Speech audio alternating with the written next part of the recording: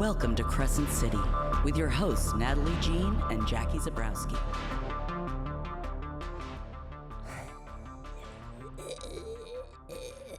Ooh, That's how I feel right now.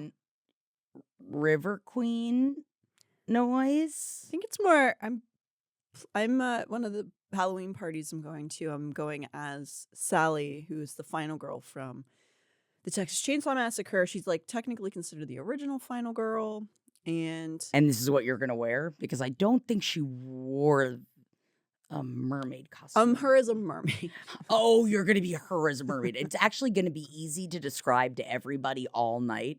Like, remember, she's actually the original final girl, but like this is what if this happened in this seat and she's a mer? Like, then what? Oh, it would be like difficult to use that chainsaw. It would be a lot harder. Yeah. But I would kind of want to see Leatherface as a mermaid. That is kind of fun. Oh, I just imagine him gliding through the water, but still covered in like skin and meat and stuff. Yeah. Ew, Maybe he'd be like soggy. He'd be wearing fish scales though, so it'd be kind of pretty. Oh, he would be like flaying mer people. You heard it here first, folks. Natalie wants to have sex with the Texas Chainsaw Massacre Leatherface. Well, as a mermaid. I'm sorry, excuse me. The river chainsaw. Yes. Massacre. Massacre. There it is. You really found it in the end. And honestly, he was a man that created a project and really stuck to it. He is passionate. Impressive. I think dedicated, loyal. That's something that we should all aim for with a partner, with ourselves. Being strived for. Oh my God. I love talking with facial hair. It just makes my whole face feel more exaggerated. I really actually think you're slaying this look, but I still can't figure out who I am. Who you are. That's good because I did kind of make this up. So don't tell me. I'm gonna keep trying to guess. You'll figure it out eventually. There's only so many it can be. I am really excited because nobody can really see my full jacket, but look at the picture and I'll make sure to show it off because it has this like side cape. I don't know what the hell this coat is. I think that they were trying to say it was like a steampunk thing. It looks sort of Game of Thronesy. Yes, but it's only got a cape on one shoulder. I think that is a thing, a military thing. I don't know what it means, but I like it and I feel fun. I like that it also has a hood. Yeah. There's a lot going on. There's a lot happening down here. Like I kind of want to just wear this. You also look like life. You're joining the Black Parade a little bit. Oh my God, should I? Yeah. I don't know if I could. I feel like I love My Chemical Romance, but I definitely cannot go head to head with the world and the fandom of My Chemical Romance because I don't know that much. I don't know. I can never, because when people, I feel like it's one of those of like, yeah, but how much do you like My Chemical Romance? I'm like, I really like it. I like it as much as an adult should. So if you like it so much that you are gatekeeping it. Maybe you're not okay. Perhaps you are not okay. And you should go to the brain doctor. Brain doctor. Yeah, man, those brain doctors love to see us coming. Look at the two of us dressed like this in the middle of a day on a Thursday. And be like, I don't know what you're doing, but I'm glad you're living your dream. That's me knocking on the therapist's door. Brain, excuse me, my brain is broken. Hey. Someone let me in. My brain is broken. Who, this guy? Yep. Yeah, it's not that I want to have sex with myself dressed like this, but I get it.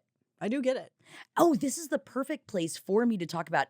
Excuse me if I've already brought this up on this episode or like in the world of Crescent City, but you're the final person I think that I haven't told that in Vampire the Masquerade, which starts on October 29th, and everybody should check it out. I kind of based my vampire looks-wise a little bit on Bryce Quinlan. I think you have mentioned it, and but you're again. just that excited for me Yes. that you get to hear it again because I just want to have sex with Bryce Quinlan even though she annoys me. Listen, give promo all day. Thank you. Always Thank you. promo. Yes. Got to in this world. Yes, you must. And you must check out our vampire improv, everybody, because in my brain you'll just see me as this big, thick, juicy bitch Oh, baby. It's like if Jessica Rabbit were a vampire. That's okay. That's your RPG character. I mean, in my brain. I mean, wait, am I saying no? Yeah, TTRPG, yeah. Thank you. TTRPG. RPG. Tabletop role-playing game. In case you were ever wondering. Yes. And that is the genre of the games. If you're like, I don't understand, D&D is a TTRPG. So TTRPG is just the world of tabletop role-playing games. Now that is with me forever. You're welcome. You look beautiful. One little spot back here. This really, like, this mermaid look really works for you. Imagine us on a date. Imagine you, this goddess shows up and I'm like, hey. What's up? No. Hi. You're not giving that. That's not what you're giving right now. I'm worried that I'm giving Mugatu. And I said this to Adam earlier, and I was like, that's not what I'm going for. Mugatu. Will Ferrell. Oh. You know? I actually think you're serving, but I, again, don't know who you are. But I'll figure it out. We'll all figure it out together as we journey into chapter 42. Ooh. And although definitely giving a little bit of rah, rah, Rasputin, Russia's greatest affection. That as well. I am giving a little Rasputin. But also, it would make sense that everybody would want to fuck this, that you wouldn't even realize how bad I am. I thought you were going into rah, rah, Uma, oh, and I actually think rah, God would wear this also. Yes, but also with meat nipples. Yeah, maybe you have meat nipples under that jacket. I don't know. You want to check it out? I don't know if we should. Guys, YouTube, will you allow it? No. I can't even show my meat nipples anymore. I know, boo. I mean, you are presenting as mask, so technically you should be allowed. Yeah. All right. Whoa, all right. All right, pastrami, get ready to shine.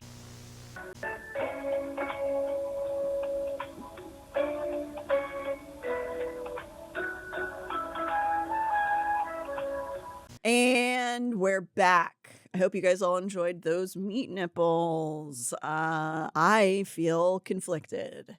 So we're at chapter 42. Bryce is at the comitium walking towards Celestina's office for some reason. Girl, it's just, you always got to put your nose in it. You got to put your nose in it. She really does. You hot. I'll tell you. But she's pretty. Oh, she's pretty. Before we learn what she's there for, she is stopped in the hall by her phone. It is a terse message from Juniper. Speaking of. Remember that happening 16 plot points ago? Yeah. Where I bet Bryce even was like, oh shit, I did. I did just do this huge thing and use my princess status and call and get her moved up. Bryce doesn't seem to remember because whenever she sees that message, her first thought is, oh no, did something happen to Fury? Why is Juniper so mad? That's not what she's calling about. How dare you is the first word she has to Bryce. Oh God, when you see that at the top of your phone where you can't see the rest of the message and you're like, oh, what? What? And people are always asking how I dare things. I know, and you're always daring, aren't you? Highway to the danger zone over here. Hell yeah. That's not what you call your pussy, though. How do you know?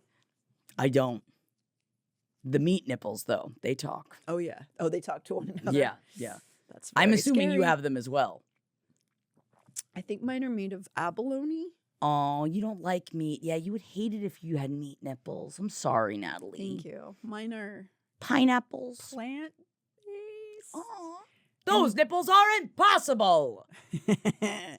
Hey, so Juniper has been made principal.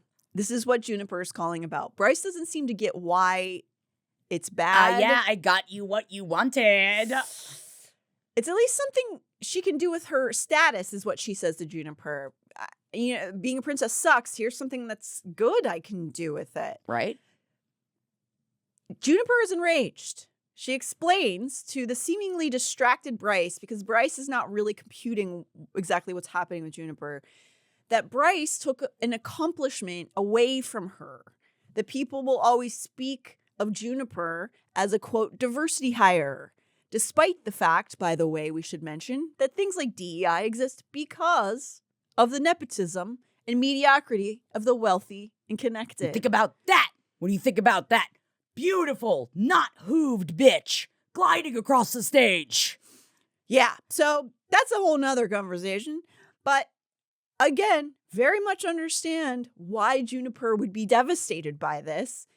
It wasn't Bryce's place to make that call. No, because then everybody's going to find out too. And then everyone's going to be like, oh, well, That's what I mean. You know why she got the lead.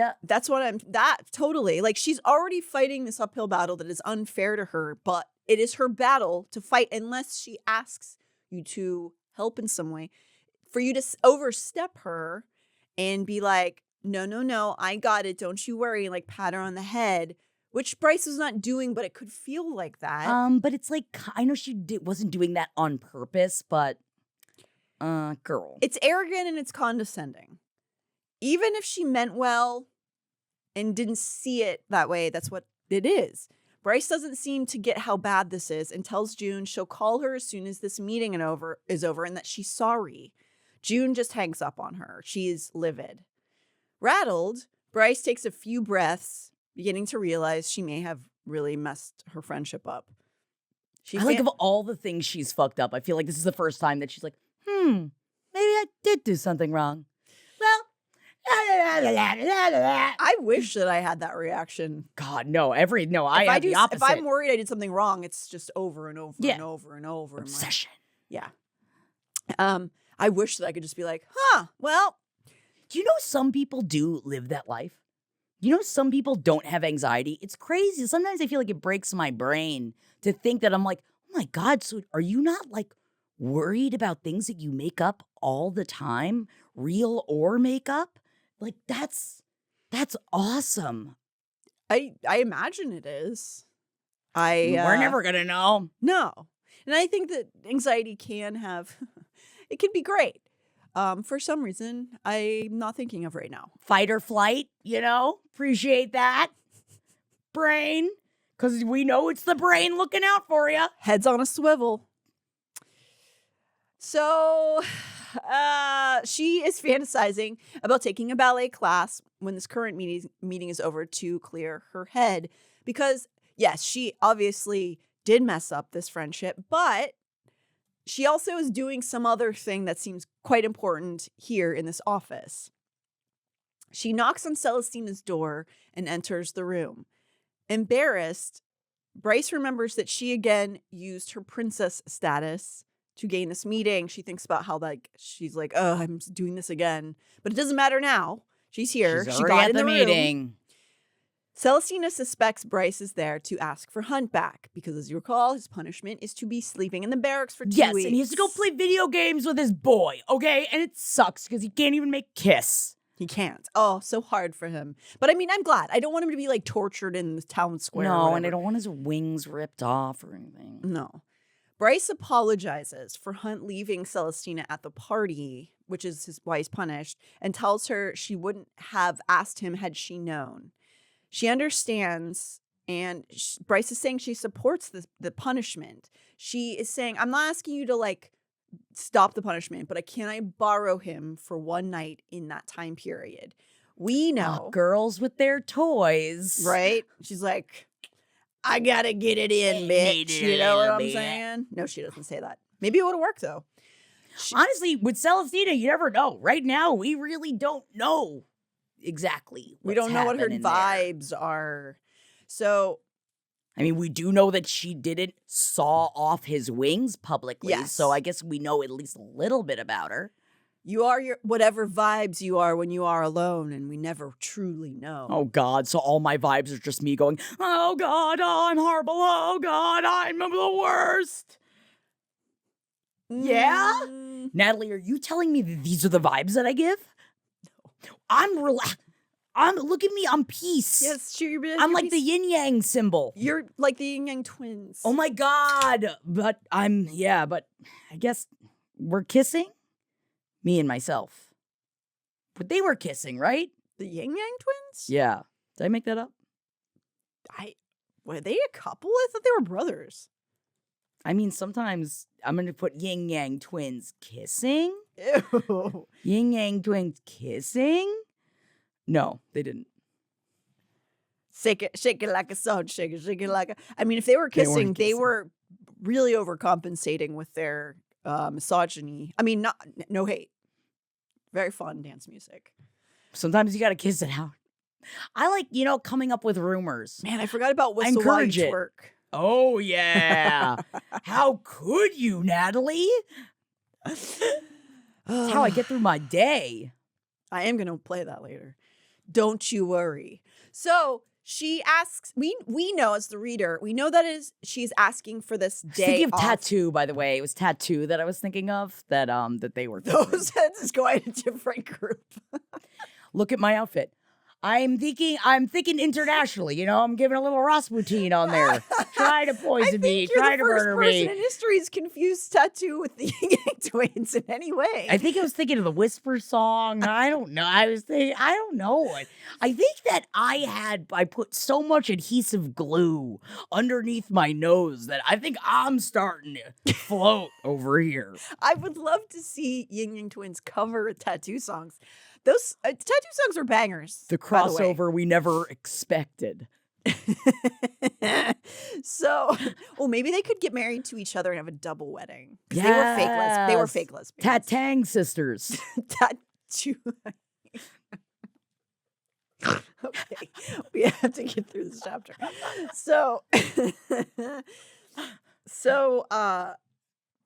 We know as the reader that Bryce is asking for this because she needs to go to the island where Ophion is taking the biosuits because sorry. Well, Natalie's having a fit, but that's fine. She does that every once in a while. So because she needs Hunt to go with her to the island where the Ophion's getting the biosuits, and she can't tell Celestina that, of course. So instead, she tells her that she had made a promise to her mother that Hunt would accompany her to a home visit and that her mom doesn't take no for an answer. Celestina seems amused by this. I don't actually know how the family dynamics work with archangels. Like, does she have a mom and dad that she sees? We don't know. We don't know. I mean, if anything, probably if she does, she probably hasn't seen him in a very, very, very long time. Yeah. But she seems like at least charmed by the idea that this important meeting is because Bryce's mom might get mad. And Bryce continues that if he can't go see her mom this weekend as he promised, her mom is never going to believe he's a good guy, which is a very clever move. It is, but man, again, the brass balls on her to go into Celestina's office and be like, hey, I know you're like punishing him, but like my mom's gonna be upset with me if he doesn't come. I think she's trying to make it seem like a little bit of a kiki. Yes. She's like, hey, we're both sisters in power, right? I imagine this is like how, like Stephen Miller and Steve Bannon meet up together and they're like, what's up, sister? You and I, we have a lot of the They same kiss problems. cheeks. They go, and they go, c'est bon, c'est la vie. You know, they reference housewives to each other and then they continue on with their meeting. yeah, exactly. So they have like this sort of, hey, can you kind of hear what I'm saying? I know this is not that important, but let's be humans for a second. Oh my God. And then they start a group chat. And then you realize once you're in a bitch's group chat that it's always popping off. And then Celestina's like, oh, I never should have done this. Uh-oh. Is this you projecting? No. It's still on Our silent. group chat I'm is never very gonna active. I'm never putting it back on. I'm never gonna know when it's popping off ever again. Oh, but do you look sometimes? Yeah. There's good conversations. Oh, in there. yeah. No. Oh, I'm always looking at my phone, so don't worry. I'm still seeing it show up at the top of my phone for every single one. But Okay. don't worry, guys. I'd never miss a group chat meme. So Celestina, smiles about this conversation, but has a sad look on her face, causing Bryce to tentatively ask how things are going with Ephraim. Celestina is careful in her response, but expresses that he is her friend. But this is not something maybe she had in her plans, that maybe she didn't really want him as a partner because obviously they chose not to do that before this. But they chose wrong before. Don't worry. The fates have chosen for them. Oh, yeah. So Bryce knows she doesn't really have jurisdiction to offer, but regardless, tells Celestina if she ever needs to have girl talk, she's available. And she means it, even though she is technically manipulating her right now. She does think she likes Celestina and would be there for her if she wanted it. But also it's like, I know that we're not supposed to see her as a mean girl in this moment, but I do feel like even just the teach of like Celestina is desperate for a little bit of connection. And I even know that like Bryce is also reaching out her hand, but she's like falsely reaching out her hand. And that kind of hurts me on behalf of Celestina. Yeah. I mean, because she could use a friend. She probably could, but what secrets is Celestina holding? We don't know. We don't know. She could also be triple crossing. There's so many different ways to cross But people. don't all of our friends have secrets? Well, I hope they're not triple crossing me. We're not going to know until it's too late. Make this another anxiety thing I'm going to have to think about later. I'm triple crossing. I say, get out the crucifixes. Uh-oh. We're going to spread you across 3. Is that what it means? Yeesh. I don't. Yeesh. Yikes. So she does, in her mind, though, mean it in a way. So that Celestina thinks this over, right? And tells Bryce to go ahead and take him home and then actually just keep him there. That he's being such a mopey Mandy that he's driving everyone crazy at the barracks. And so Celestina's like, you can just take him. His punishment can be over. Bryce lights up, grins broadly. Thank you so much. All you have to do is mope to get out of a punishment? Well, I guess if you're annoying enough, you know? This is good. I think we should all remember this. Yeah. All right? Mope. Be more annoying. That's how you get away with it. Yep. Celestina's like, good, I'm sick of him. Get him out of here. On her way to the barracks, Bryce, to tell Hunt the good news, Bryce calls Fury. So she was walking from this office to his barracks, and she calls Fury to try to triangulate the situation. Yes, sure. Yes. She answers and basically tells Bryce that she gets why Bryce did this, but Juniper is literally devastated. Fury refuses to get in the middle of it. You really undermined all of the many years of work that she has put in. Sure. I also feel like it does make sense she would try to call Fury because Juniper will not respond to her. And so maybe she's at least trying to find out what she can do. Like, I don't know. I don't know what the right answer is to do there. Yeah, I just, I feel like it was a little bit of like, I did these bad things and now she's upset. It's like, yeah, you made your bed and now you kind of got to lie in it. What would you do in that situation? I mean, I would not have called in the first place, and I definitely wouldn't have done that. But I guess well, yeah. Now I would be so worried that Bryce had already stuck her nose in that if I were Juniper, I'd be like, yeah, but don't like go back now and be like, never mind, don't do it either. You know what I mean? Yeah. I mean, I don't know if it is a take back situation. I think you give Juniper some space and you don't talk to Fury about it. And then you come back and apologize and in time, because I feel like she's going to need some time. Because what is Juniper not going to take? Like, she has to do it now. Yeah. So, which is actually that's what Fury tells her to do, is to give her some weeks to process. Exactly. And then come up with a good plan to apologize. Fury at least isn't icing her out, so that's good. Which is crazy because Fury, not usually the best at emotional communication. No, but it's nice because, in the last book, like you just said, she completely just avoided Bryce. Right. So I do think it's okay they touch base here, in my opinion, just because of their own private friendship and trying to figure out, is Fury also not my friend? Like, if I fuck this up that bad. And at least she connected. She answered the phone. I feel like a lot of us in this situation would not answer the phone because I'd probably be like, I don't want to deal with this shit. Silent. Right. But that would make me a bad friend. No, I mean, so not necessarily, but they're, I love to avoid conflict. Oh, yeah, of course. I hate conflict. I literally hate it so much. I'll do most things to avoid it. But, so Fury basically says, just give it time. It's nice she hasn't completely iced out Bryce again. Bryce feels truly terrible, but is hopeful that maybe because she answered her phone, that the friendship's at least salvageable. Yeah. She tentatively asks Fury if she wants to help with any of the stuff that they're doing, not related to Juniper, with all of the crimes they're committing, and Fury's like, no, absolutely not. I'm not risking my life right now for your nonsense. And also she's like, basically says, I have a really good thing going with Juniper and I'm not going to risk that. But also, we never know what Fury is working on, so Lord knows what she's in the middle of. I can't imagine she's just hanging out on a beach somewhere. No, I hope she is, though. Oh, good for her. She needs to relax. She does. Get your feet up. They hang up, and Bryce tries to push down her self-loathing to greet Hunt, where she is now in the barracks. She's feeling better when she knocks on his dorm room door and gets a full view of a shirtless Hunt wearing his backwards baseball cap. He looks shocked to see her, but before he can even react, she runs up, kisses him deeply before he can ask questions. He picks her up and she wraps her legs around his waist. Okay. They're about half ready to go at it in the doorway. So Bryce tells him that we don't need to. You've been freed from the clink.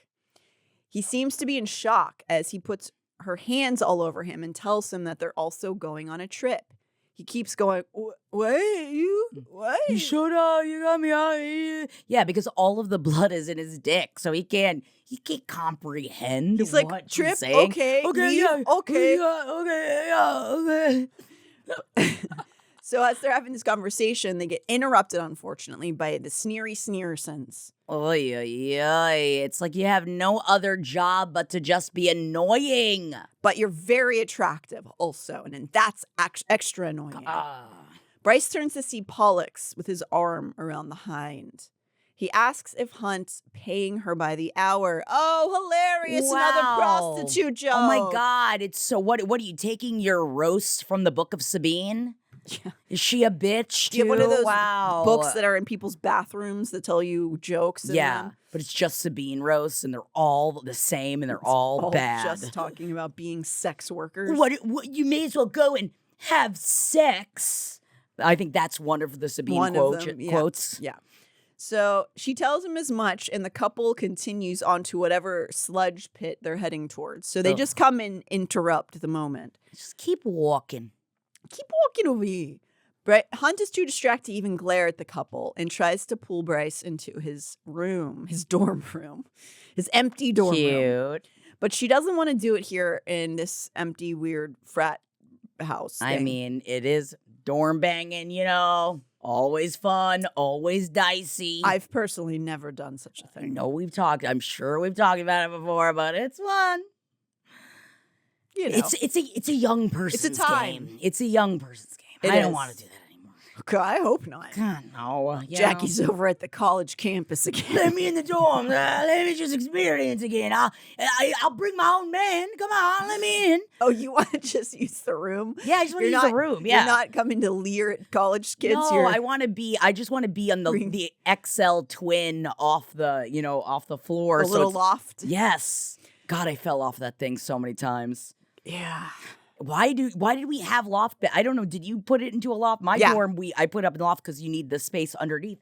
I would be drunk and I would fall out of it all the time. And I don't know how I ever didn't break a bunch of bones. I ended, weirdly, my college career in the dorms. I did not. I didn't live in college dorms at all. I didn't start college till I was 20. And because of that, my last 2 years when I transferred out to an out-of-state school to finish my degree, it was like a dorm school. And I had never done that before. I worked and lived in my own house since I was 18. And so I was in the dorms too late in life. Oh, no. Don't worry. I still did all of the dumb shit. It's kind of like 23. When you're in a bunk bed as an adult and it's like everything in your brain. A friend of ours, I remember, who had been hammered, had hooked up with somebody in a top bunk. He was so drunk that he forgot that he was in a top bunk. But here's the thing. It's not like when you're 18 and you fall out of the bunk. He fell out of the bunk and he shattered his collarbone.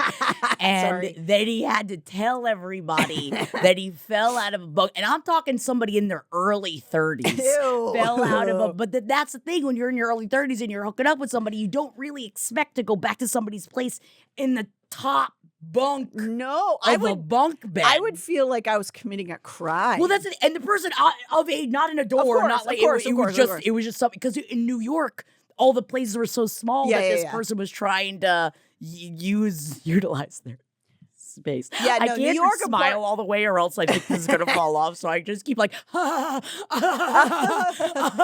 It's just the talks working, baby. I wish I have no talks right now. I I all have too movement. much. You should take some. Can of I my have some of I it, would love to. please? Yeah. Well, Sorry, yeah, I just fun wanted to to talk think about those sad times in storm life. fucking, yeah. So they don't want to do that, apparently. Well, at least Bryce doesn't want to. And she tells him to sweat it out one more night, because that's the deal with Celestina, that he finishes the day and the night out in the barracks, and then it's time to go to the bone zone the next day. But their rules, these guys. I wouldn't, I will say. It's fun. Rules are fun. Having boundaries like that, they are fun. I will say, if you're doing this whole, waiting and waiting and waiting, I wouldn't want it to be in an empty dorm room. I wouldn't. You're so right. And also, I just feel like, though, if I were on the brink of like, might be murdered, I probably wouldn't do the oochie moochie, noochie poochie. Like, I feel like I'd be like, let's get this going. I agree. But you do say noochie poochie when you don't want it, right? I do say noochie poochie. Noochie poochie. And that means no. That means no. And you do have to end it with, and that means no, just in case. Because it sounds like yes, but it's not. It does. It sounds like I am implying that I would. I like to just make people confused. Yeah, hell yeah. Mystery. So she's like, one more night, then we'll do it. He pulls her in still for a kiss, and is a bad. I wrote a bad man because I hate saying. Oh no! The expression "bad boy" is gross, but bad man makes it sound like he's pulling stick out on the subway or something. He does sound not like someone we want to thirst for. No. Yeah. So he pulls her in for one more kiss. What about naughty boy? Ugh. Don't like naughty boy either? No. Naughty man. But naughty man also does have an implication of creepist. Yeah. Bad guy. Bad. But bad guy also, that's a criminal. I know, but it's also like Billie Eilish, kind of like, she's very young. But...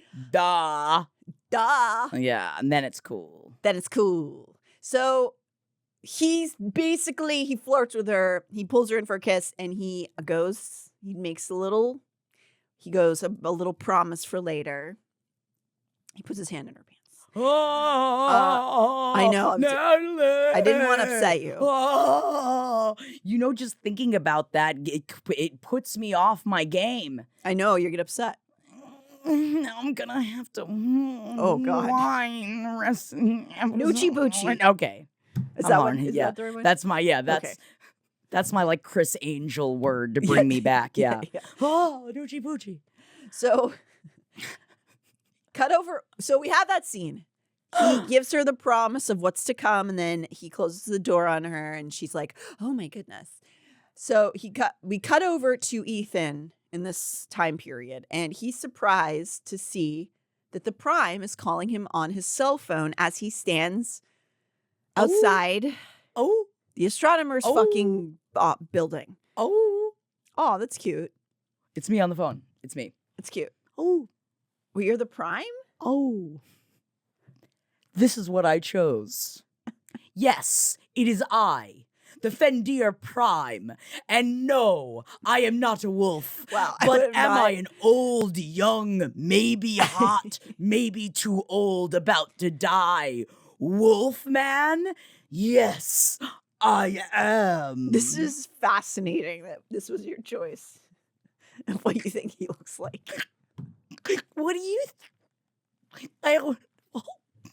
what do you think he looks like? What do you think he looks like? Gonna choke on your beard? I just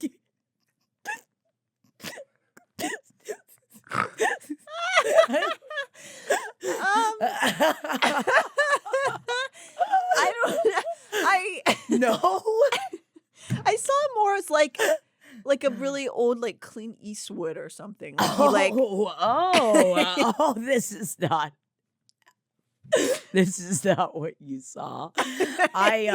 There's no real. I really looked for it. I was like, there's no real description of the Vendir Prime. I do like that this is your thought about it. I just feel like this is, it's like, what is he wearing? What time? What year is it? Like, I feel like he would be really, like, he wouldn't fit in. He's not like the other girls. I do. Okay, I like it. I like it a lot. Thank you. It's good. Thank you. Thank you.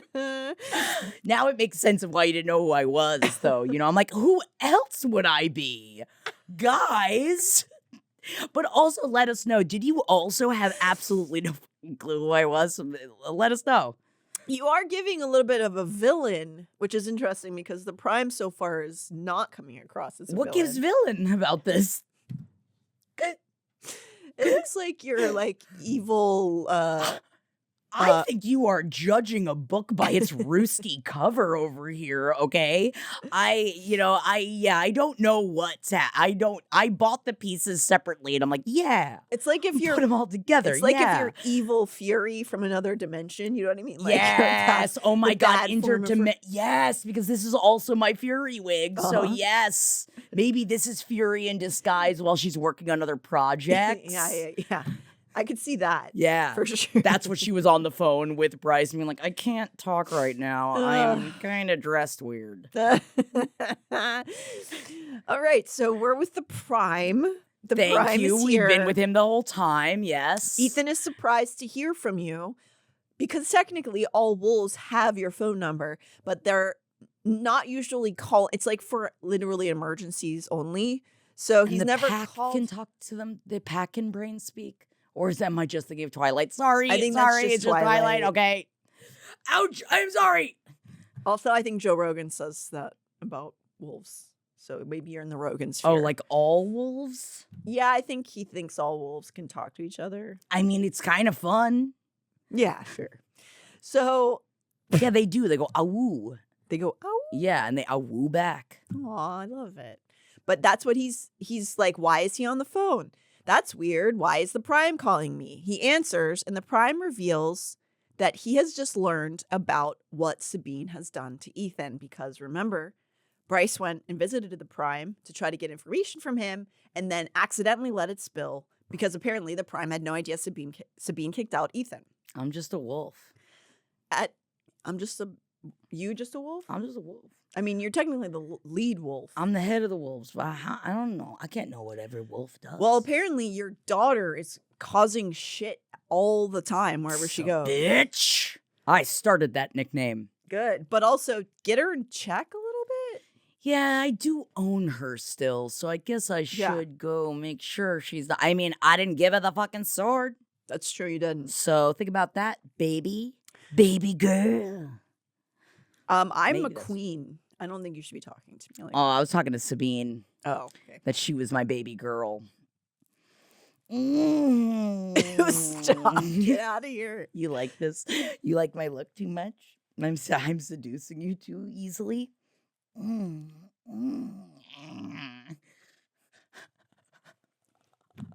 Jeff, is this what she does?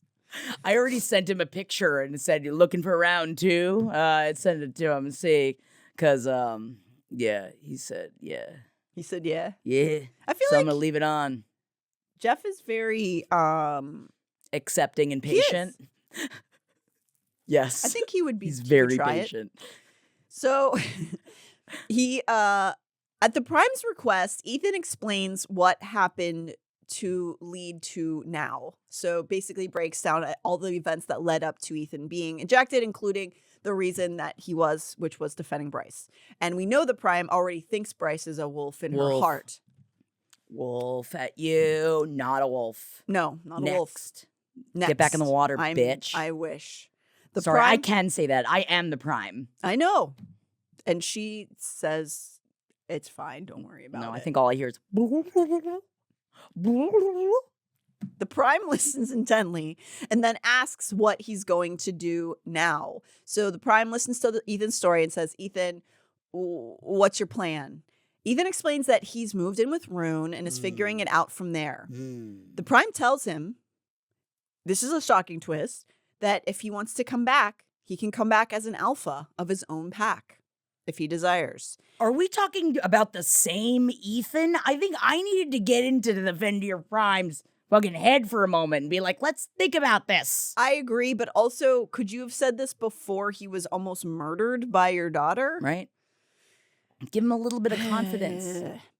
Ithan's obviously stunned, as we all are, because this seems like a bad idea, that the Prime would have him back at all, would even tell him he's got what it takes to be an alpha, which the Prime says. The Prime goes on to say he knows that Ithan has suppressed these traits to protect others' feelings. And not because he's not as bright as the other wolves. That's not why. His head spins with this information. He tells the Prime he needs to think about it. He doesn't even know who would be in his pack. He's been rejected by all of them. So would anybody even be in his pack? Or would he just be an alpha all alone? Aww. Like Joe Rogan. Like Joe Rogan. Yeah, much like him. Yeah. Regardless, he's honored and tells the Prime so. They hang up and Ithan considers what just happened. He's confused, as you might have gleaned by now. He's confused a lot. We learn where he is when he took this call, which is again at the astronomers. It's just like, can you stay away from him? But also you were, it was interesting that you had guessed maybe I was dressed as the astronomer, which this is probably, I could probably go either way. I would say I think the astronomer has a big white beard, like a long. Oh, okay, and I'd have to have big beard. rings on. Yeah, but that's a good costume to think about. Good Everybody. Costume, everybody. So he's back. I can't with this boy. After knocking a few times on the front door and getting no response, he pushes the door open, which is mysteriously unlocked. He calls into the dark, cavernous room. He's not here, rasped a hoarse female voice. Nay, nay. Not that kind of horse. Don't let her trick you. Long chestnut brown hair draped over her too thin, pale limbs, her body clad in that white shift that all three mystics wore. Her dark eyes were still, like she was only half there. A face that might have been pretty if it weren't so gaunt, so haunted.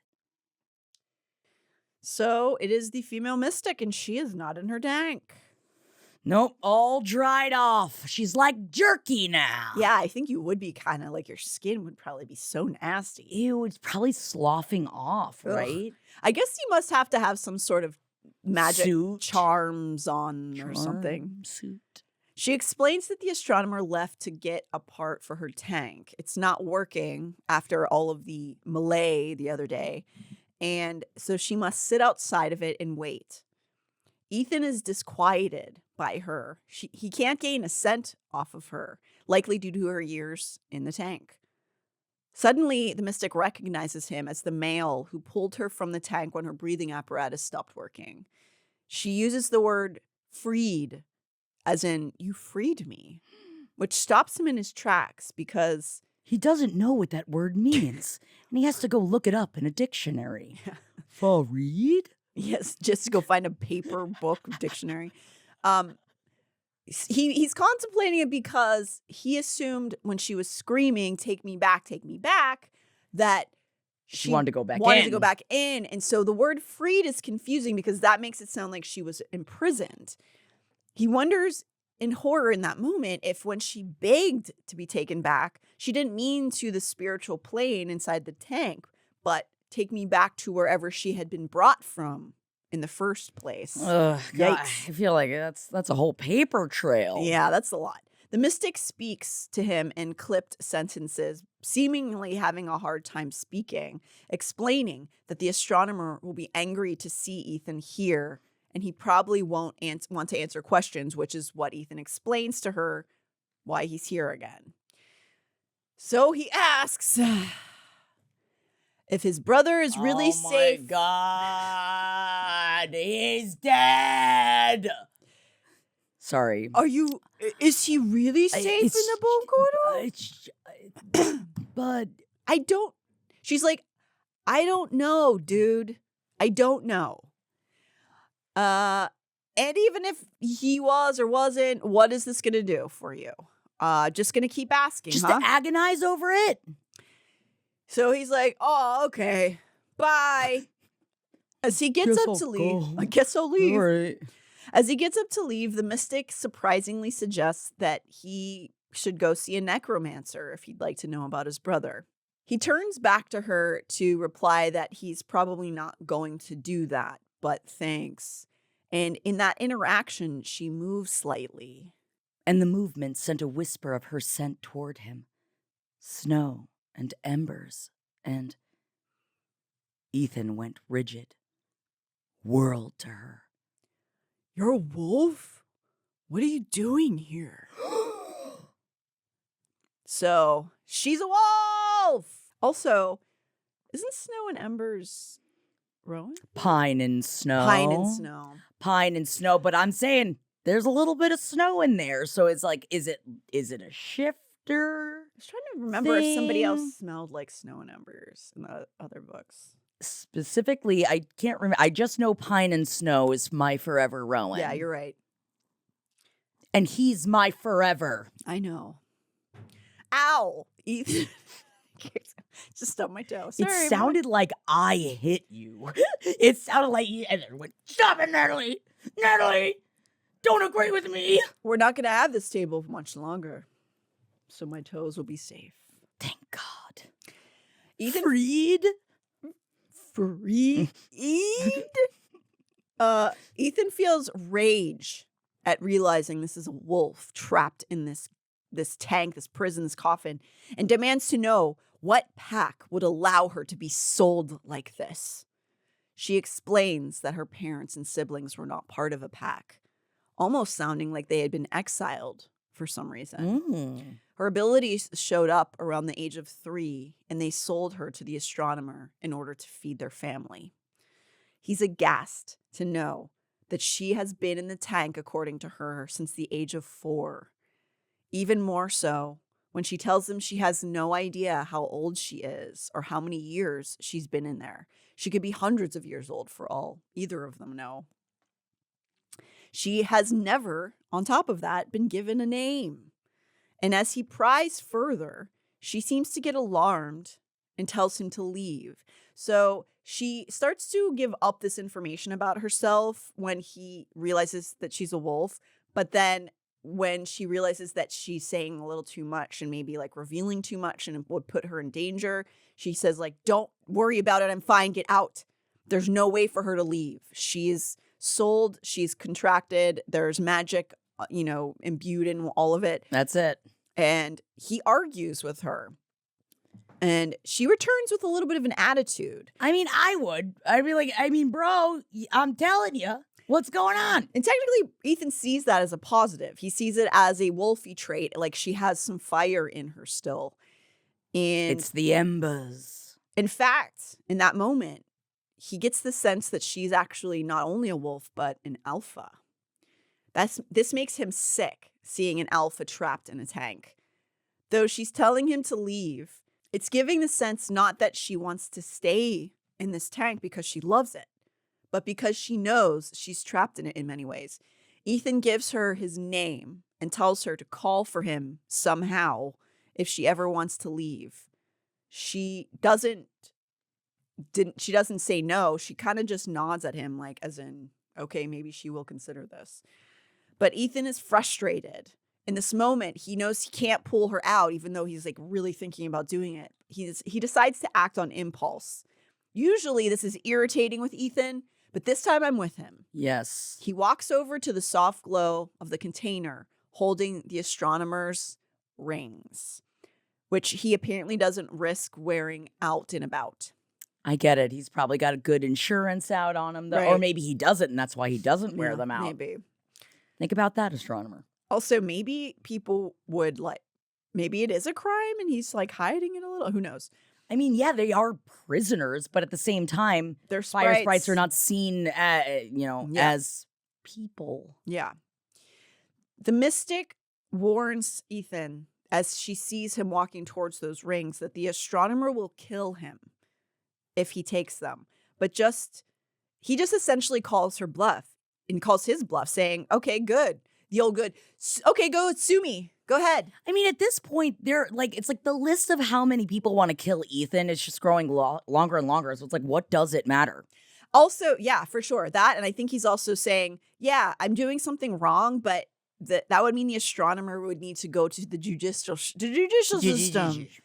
And if that's the case, the Prime will find out there's an alpha wolf in here, and it will be the astronomer's ass. And I will not like that. You are giving a little magician. It's whatever I'm giving, it's very untrustworthy. I do feel that I would not go to this person for advice.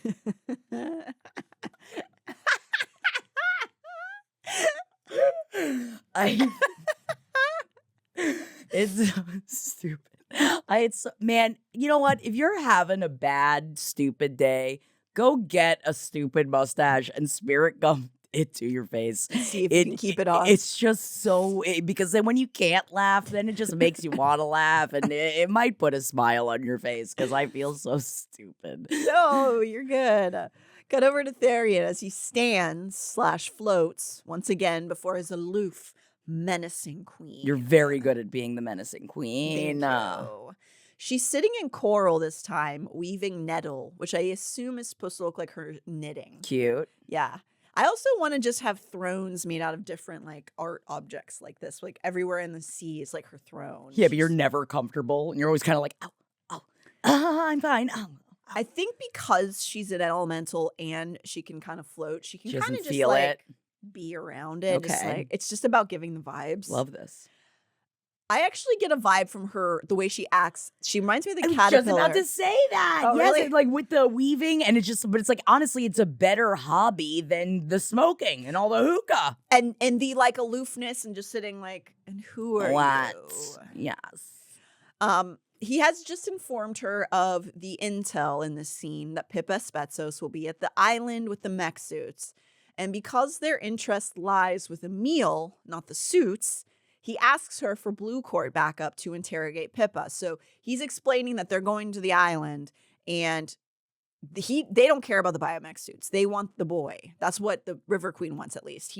Tharion is doing her bidding. And so he's like, can I have some backup? She says no. No. She tells shocked Tharion, because he's like, what? This is what you want. She says she doesn't want to have the Blue Court implicated in any funny business. And a bunch of Blue Court people go to the island. They're going to start a different feud with Ophion. And she also points out, I know about all your little land friends. They can go with you. They can go and be your little backup. It's not going to be my people. Otherwise, Tharion's on his own. She's definitely giving him a little bit of also punishments here. I mean, always. She can never not. Everything she has to say has to be barbed in some manner. Yeah. Good Lord. She's being a smother a little bit. Mm-hmm. But regardless of all that, she had better get that info from Pippa. A shaken Tharion suggests that some people might assume the River Queen is trying to get him killed.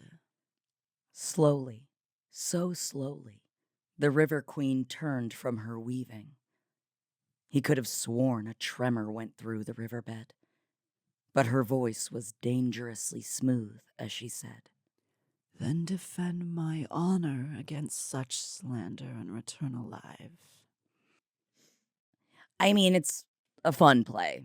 It is. I mean, if there is one way to really show that you're strong. Yeah, she's being underwater bitch, like we always have come to expect, but she's looking out for herself. Got to sometimes. It's hard out there. And also she doesn't, it's like you don't really care if Tharion dies, and yet I don't see any other mer up here that are at the front lines trying to figure this shit out, dude. Yeah, she is also not accepting that he's like a valuable asset, and he is. Right. What are you going to do if he's gone? I don't know.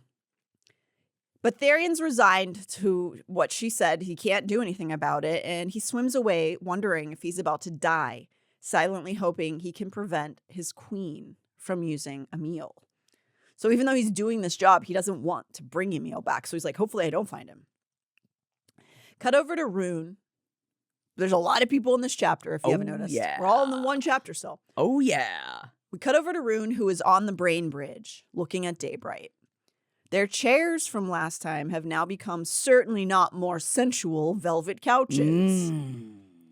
It's very not office chair. What are you talking about? stuff. We've gotten rid of all the computer chairs and we only have chaise now. It takes up a lot of room. It's very impractical, but honestly, it's the only way. If we're not being over dramatic, I can't even hear what Natalie's saying.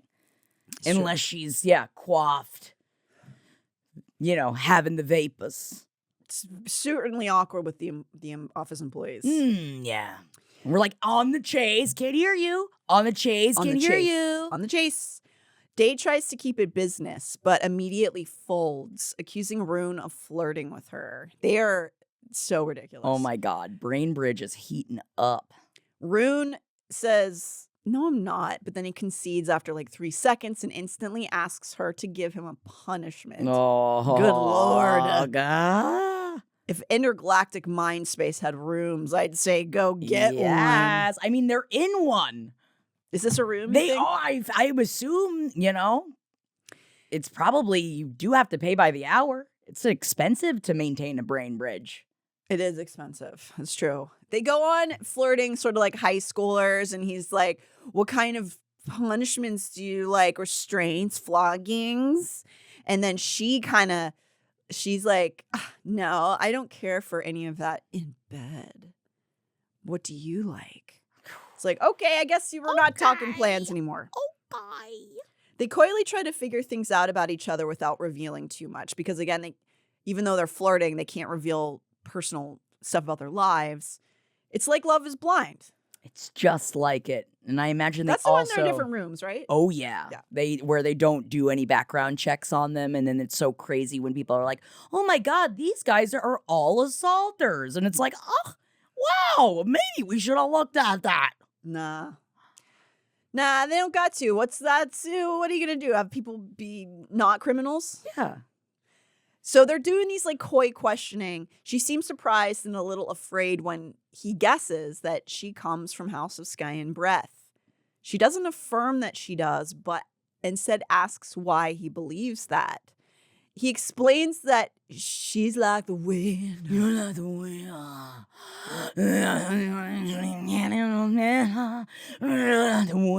He does say you remind me of the wind. Yeah, and he's also dressed like this, and she's like, I am not into it. Oh no, he revealed himself through the night. Yep. The beard made it through the stars. Oh, God.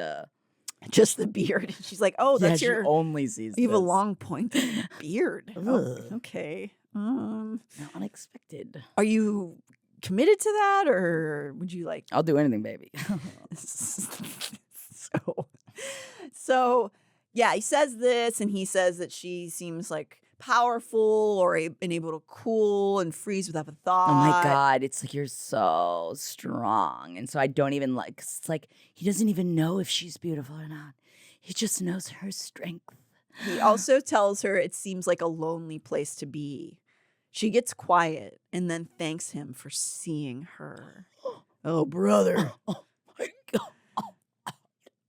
Thank you for seeing me, but it's even more special because you can't don't see how see me. voluptuous I am. Yeah. Maybe Maybe. she's I don't not. know. He watches her and gets special feelings. Although I do feel like this is kind of like Love is Blind, where you know that on Love is Blind, like, they're not actually going to try and hire anyone that looks any different or any uniqueness for the most point. It's still just like, Sure. if I'm attracted to the kind of hot you are is essentially Right. what Love is Blind is. Yeah. And Ew, you're not my exact kind of hot. well, Ew. also, you shouldn't try to get married to somebody immediately anyway. It's kind of like on you a little bit, if you're going on the show. I think it's good. I think it proves loyalty in a way that, like, me as a wolf, I respect. Oh, as a wolf. I get that. Yeah. I get Thank that. you. So he gets feelings after she thanks him and then realizes, oh, we can't just be here flirting. I have important information to tell you. Ooh. He reports that the spine hit was successful and that the mech suits, are being taken to the land near Lunathian called the Coronal Islands. And she seems concerned by this.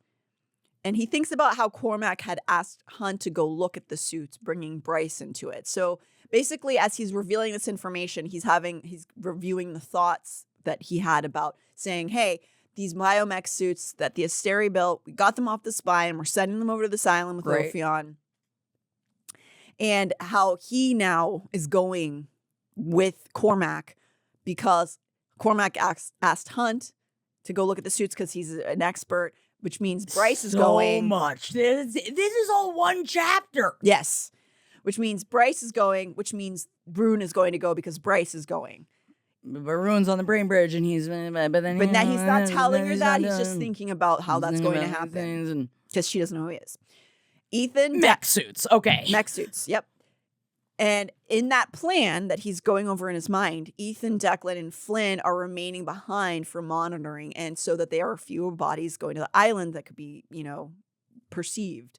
Back in the moment with Day, she begins to pepper him with questions about the mission, about Pippa Spetsos. It's a Pippa Pepper. It's a Pippa Peppa.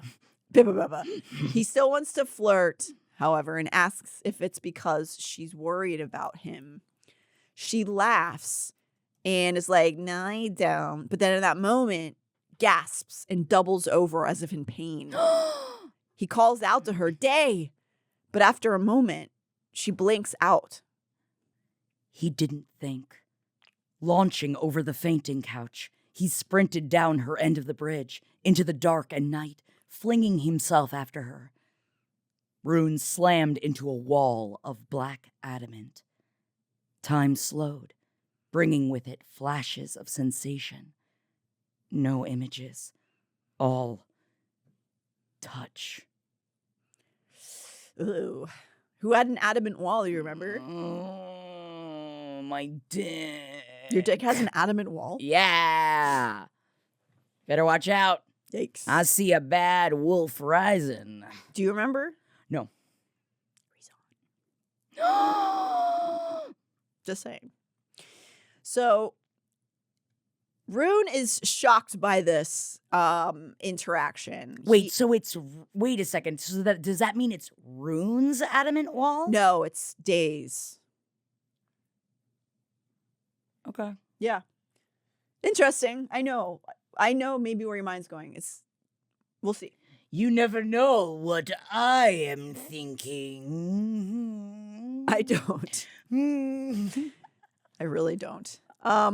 So I'm going to start putting on facial hair every day. Do it. I think it's cute. I love it. He has never invaded someone's thoughts before, wasn't even sure if he could because he's never tried. It's an invasion of privacy, which he has mentioned before. But he knew his family on Cormac's side were fond of doing it. So people who have his genetics, who are baddies, do go into people's brains all the time. He did it this time based on pure instinct to try to save her from something that she was pained over. But he realizes when he does that, he's present for a very aggressive sexual encounter. Stunned at it, he retreats back to the bridge. In his mind, he's thinking about how it was consensual. At least he got the feeling it was. But it was not entirely pleasant and sort of empty.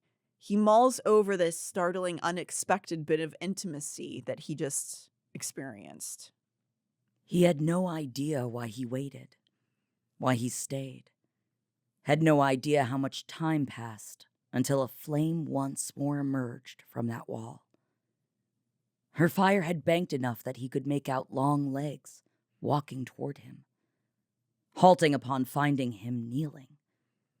Then she dropped to her knees as well, flame again swallowing her whole. Whoa. So seems like a bit of an intense time on the brain bridge. There's a lot of stuff that just happened, and he's waiting for her in this sort of prone position, and she returns to him. after this interaction, meaning she wanted to go see him after this, whatever just happened. And she tells him that she is okay. He tries to press her a little, but she keeps shutting it down. She doesn't want to talk about what just happened. He points out she didn't seem to like very much what just happened. She didn't enjoy it. She snaps that it was consensual. They both sit there silently for a time. Then she decides to reveal something to him that is significant. Okay. She tells Ruhn that she hates whomever she just had sex with, that she's disgusted by him, but that no one knows. That is a lot of private information. Okay. He asks her more about him, but she says she doesn't want to talk about it. He tells her he was worried because she sounded like she was in pain. She tells him not to get caught up in concerns about the others during these missions, but she's also backpedaling every other sentence. He keeps lightening her spy talk, and he's like, basically she's trying to like change it back to, no, we're just spies together. I don't think about you and you can't of me. We're just on the brain bridge. We're just on the bridge. But he keeps trying to lighten the talk and like turn it back to a more like intimate friendship kind of talk. And she's sort of letting him. It's giving Ruhn serious downstairs feelings. She tells him she's going back to her body to give her mind some rest. He tells her, why don't you just stay here and rest? She's like, can I just stay? And he's like, relax here. They're on the bridge already. You know, you're already sleeping in your body. We've got these shays here. She's like, okay, why? He's like, I like being around you. He tells her he feels calm when she's around. She tells him he talks like he's handsome. Oh my God, you guys are so freaking ridiculous. In other words, arrogant. But she stays. She lays down on her couch and Ruhn flops on his, lamenting the lack of TV and beer. She laughs and calls him a, quote, typical Valbaran male. Ruhn closed his eyes, bathing in the timbre of her voice. You gotta work on those compliments, Day. Another chuckle, sleepier this time. I'll add it to my to-do list, Night. Oh my God, it's cute on the brain bridge. That was all one chapter. It's cute on the brain bridge. All of everything we just covered today was one single chapter. So it was a long one though. So we got through a little chunk of the book, and it was a big, thick. You know, this is setting up a lot. We are now moving into everything. Everything's churning right now. And this is all of the different churns starting to churn together. It's going to be a big old Crescent City butter. Yeah, baby. Yeah, get it down anyway. Work on them forearm strength, because we've got some dickin' to do. Oh my God. I don't know about this personality. That's what? You don't like me like this? I don't know. I haven't decided yet. Let me out on the brain bridge. Call me an undecided voter. Oh my God. The worst kind.